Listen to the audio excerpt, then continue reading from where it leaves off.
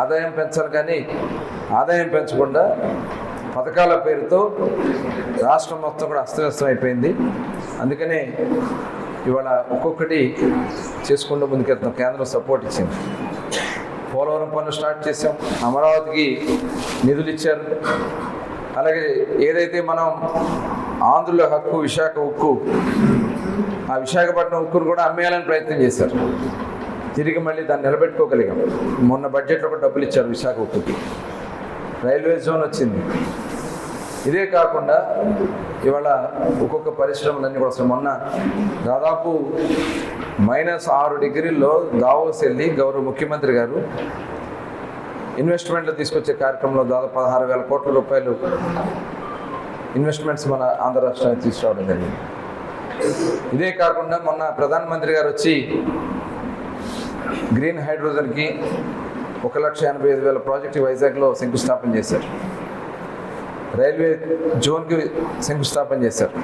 ఇట్లా దాదాపు ఒక 2 లక్షల కోట్ల రూపాయలతో ఇండస్ట్రీస్ ఫామ్ చేయడానికి కార్యక్రమాలు చేశారు. ఇవాళ మిమ్మల్ని అందరినీ మనం రిక్వెస్ట్ చేసేది ఏంటంటే అందరూ కూడా సమైక్యంగా ఉన్నారనే దానికి ఈ శాసనమండలి ఎన్నిక చాలా అవసరం.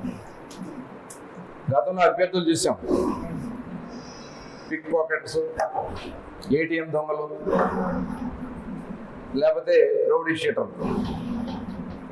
అందుకనే మొన్న శాసనమండలిలో అమరావతి రాజధాని గురించి చర్చ వస్తే అక్కడ స్పీకర్గా ఉన్నటువంటి ఒక మైనార్టీ షరీఫ్ గారిని ఎంత ఘోరంగా మాట్లాడారో మనం చూసాం. ఒక గౌరవంగా మళ్ళీ ఆ సభను నిలబెట్టాల్సినటువంటి బాధ్యత మనందరిపైన ఉంది. దానికోసమే ఒక మంచి అభ్యర్థిని ఇవాళ పెట్టినటువంటి అభ్యర్థి, ఇందాక పెద్దలందరూ కూడా చెప్పారు ఆయన విషయాలన్నీ కూడా. ఉన్నత విద్యావంతుడు, ఆయన కూడా ఒక లాయర్, ఒక విద్యా సంస్థలు, ఆయన కూడా ఎన్ఆర్ఐ కాలేజీలన్నీ కూడా నడిపిస్తున్నటువంటి ఒక విద్యా వ్యవస్థ నడిపిస్తున్నటువంటి వ్యక్తి. మంత్రిగా పనిచేశారు, టెక్నికల్ మినిస్టర్గా ఆయన పనిచేసినటువంటి అనుభవం ఉన్నటువంటి వ్యక్తి. కాబట్టి ఆ అనుభవం ఉన్నటువంటి వ్యక్తులను గెలిపించాల్సినటువంటి అవసరం ఉంది.